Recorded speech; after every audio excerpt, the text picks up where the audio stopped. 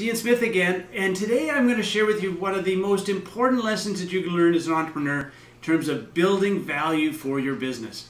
And I think it's very, very important, first off, to realize that value is not driven just by profits. Let that sink in. It is not just profits that drive value. In fact, I would argue that profits are less important than all the other aspects that go into running your business that generate value. And I'll get into that a little bit as we go through this presentation today.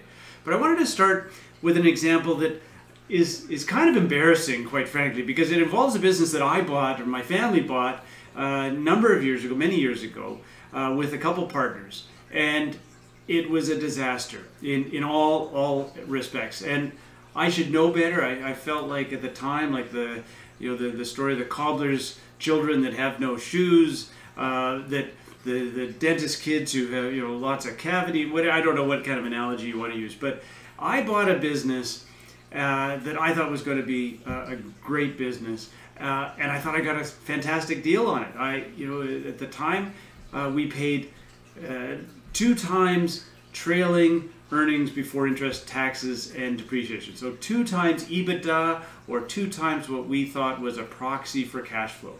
And 2 times, that sounded like a pretty good deal. You run the business for a couple of years, you got all your money back. On that business, we lost 6 times our initial investment as we continue with the business. Now, 2007, 2008 played a big part of that. So it's not all about the business having trouble, but what it does speak to is that just because you get a good deal, so to speak, a good deal on a business, or you get a good price on a business, doesn't mean it's good value. And the reason the price was low is because the risk was very high.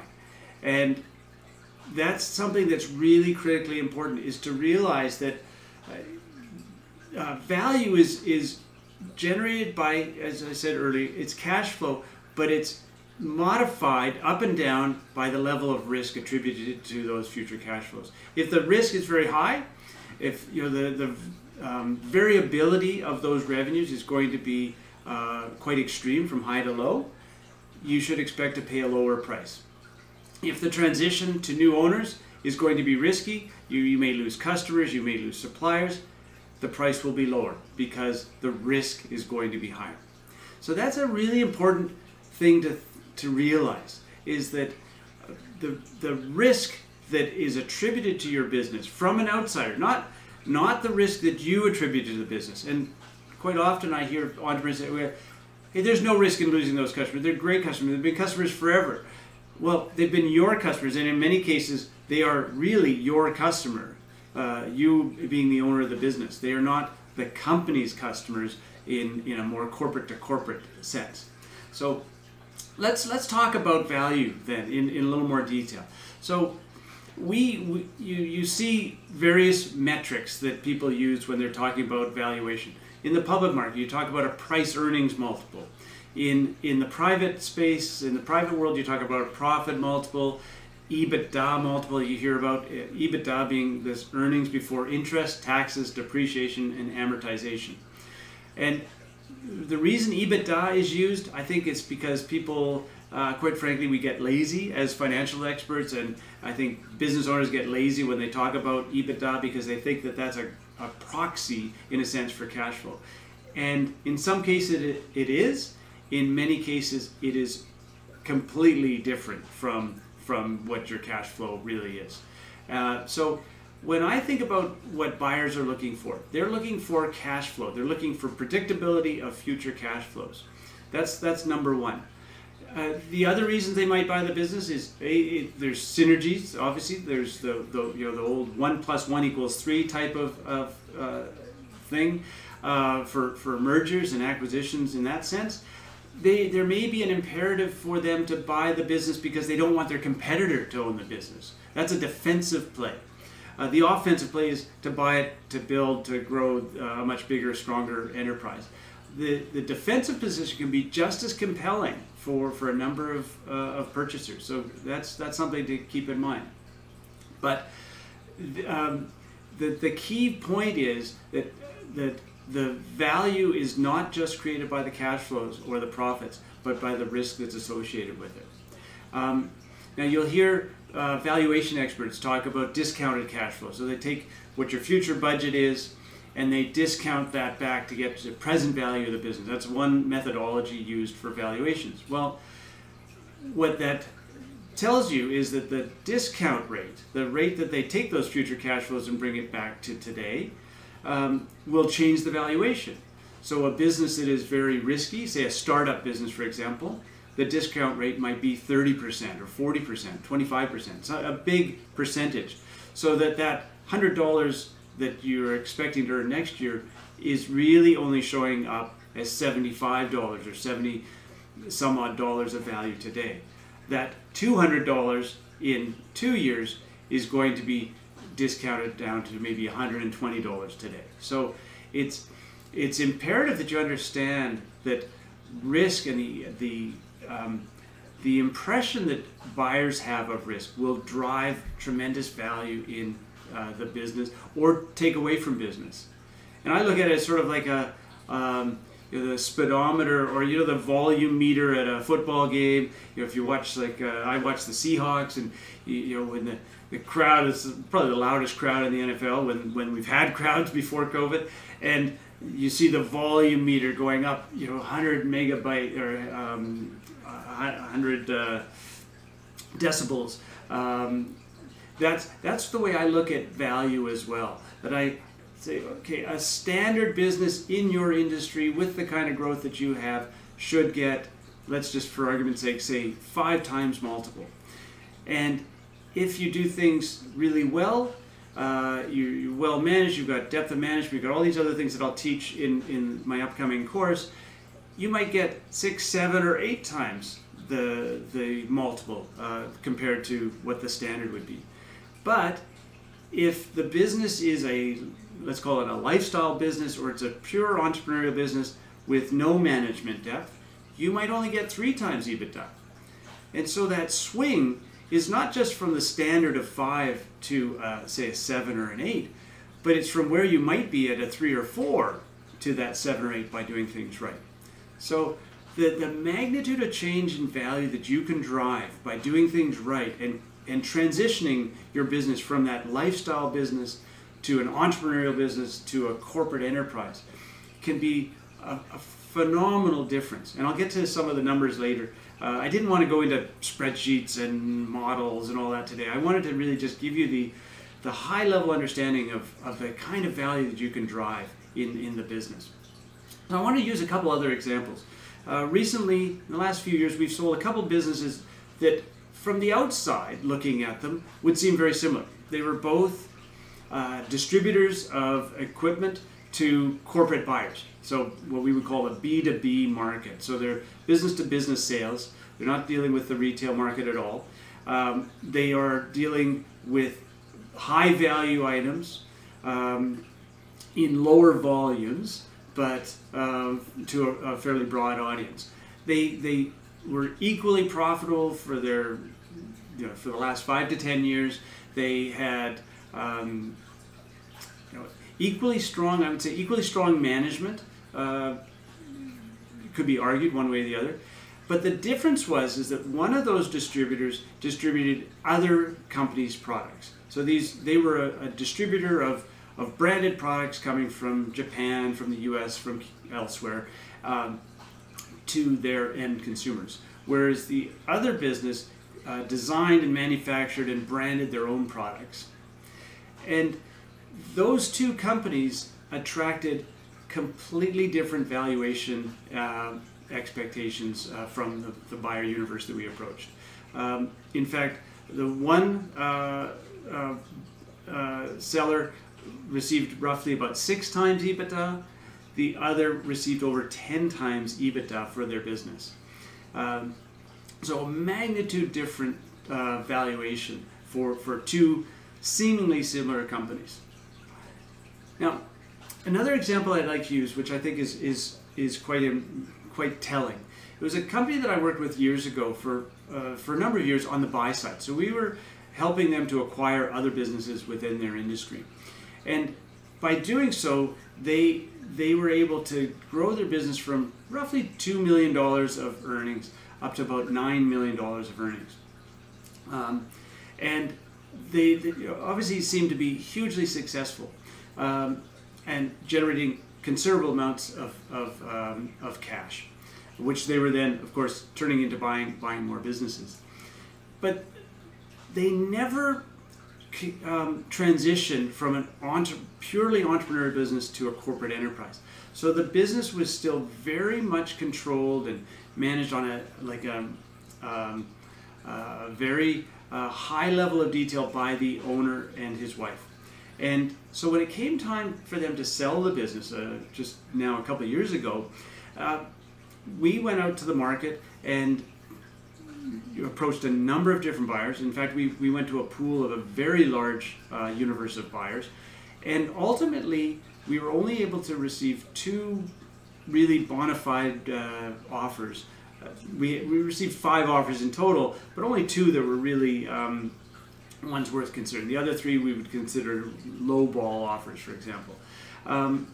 And now ultimately they got a very good price for the business because the 2 that were interested were quite keen, and they sold the business. But the fact that we had to go to so many different buyers and were able to receive only 2 really good or solid offers was very telling, and it really showcased why an entrepreneurial business that is purely entrepreneurial in the sense from the day-to-day management has considerable risk from the buyer's perspective, because when you take those key owners out of the business, there is a risk that business is not going to drive the same kind of value and same kind of cash flows going forward.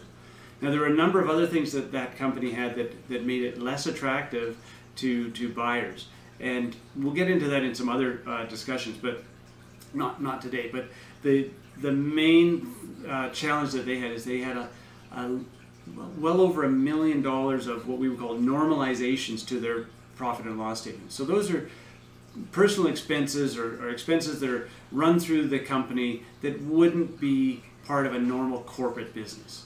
And not in this case, but you can imagine, cars and travel and other things that really are not directly related to the business.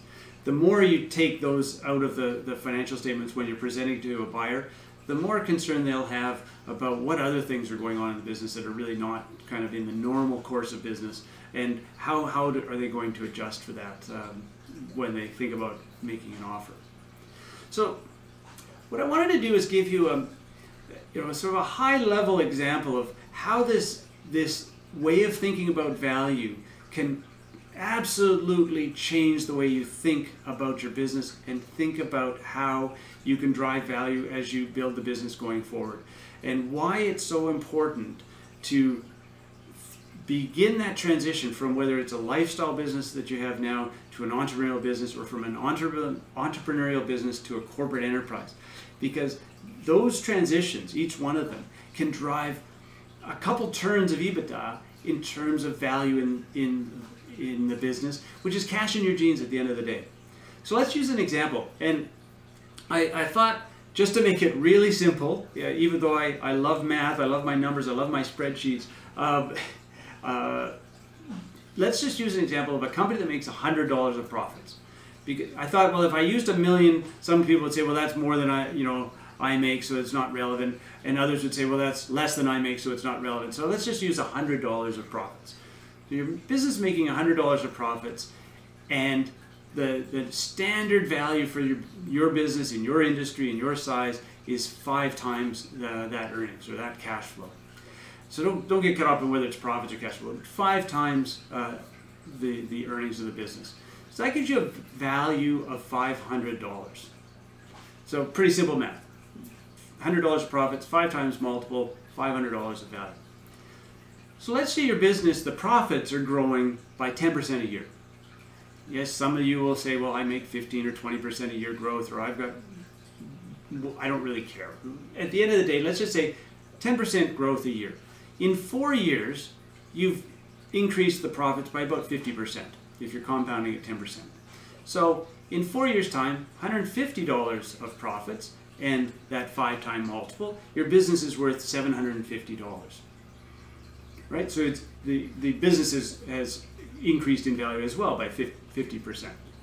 So let's say that today you were able to get a higher valuation for your business because you've done things right. You have done that transition. You are really a solid entrepreneurial business, or you're now becoming more of a corporate business. And buyers are going to see that. They're going to value that. They're going to see that their risk is lower than for a comparable business that has not gone through that transition. So they're willing to pay 2 times EBITDA more for your business because you've done things right.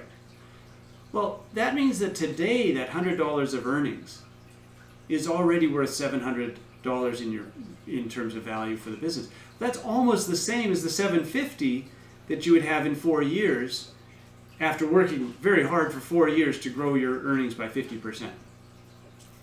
But let's say you think, well, I'm going to make those changes and in 4 years I'll still sell. So if your earnings grow to that $150 and now you can sell for an extra 2 turns of profits, your value of your business is now over $1 million. Let's say $1,050,000, or $1,000, sorry, in my example, $1,050 from what was $500. So instead of a 50% increase, you've more than doubled the value of your business. So let's think about that. So instead of a 50% increase, you've doubled the value of your business. Isn't that worth it to think about how you can change the way that you operate your business in order to drive significant value in the business, which creates value for you, your family, for your children if you're going to pass the business on to them.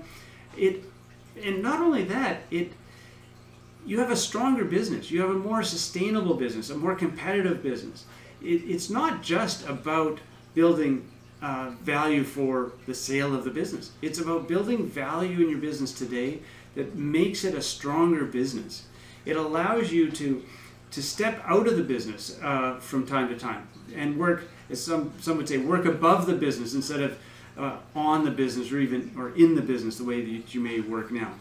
So that's a critical thing to think about, because I see too many entrepreneurs that work so hard to build their business, and then they don't get the value that they deserve because they haven't put some of these key things in place. And they may fixate on earnings and profits, which is fine. That's great in the current year-to-year basis, but it's not going to drive that significant exit value or transition value that you deserve. I mean, as an entrepreneur myself, I believe that you should be getting as much value for the business and for the efforts and the emotional energy and everything else that you put into your business. I want you to get the best value that you can. But if you don't have the business set up in the right way, when you do make that transition, you're not going to get the value. And even as a professional mergers and acquisitions executive or transition executive, I can't do much to help you get that extra value other than running a very competitive process if you don't have all the pieces in place. The risk will still be there for the buyer's perspective. We can do things to build competition and tell the story the right way, but if the pieces aren't in place, then it's going to be very difficult to get that exceptional value. We may get great value for your business. We're not going to get that extra, say, 2 or 3 turns of earnings because those pieces weren't in place. So I'm putting together this course over the next little while. So keep watching for updates on that, because this really only gives you the background in terms of what drives value. What I want to do is give you all the tools necessary that you can put those pieces in place to drive value yourself for your business and ultimately get the value that you deserve when you transition the business in the future. So I hope you keep watching for updates and watch for this course that's coming up shortly. And I'm more than happy to answer any questions. please feel free to post any comments down below, and reach out to me on LinkedIn or Facebook and let me know what you think about this this video today, and see if it rings any bells for you. Anyway, thank you all very much for watching, and I look forward to hearing from you soon. Bye.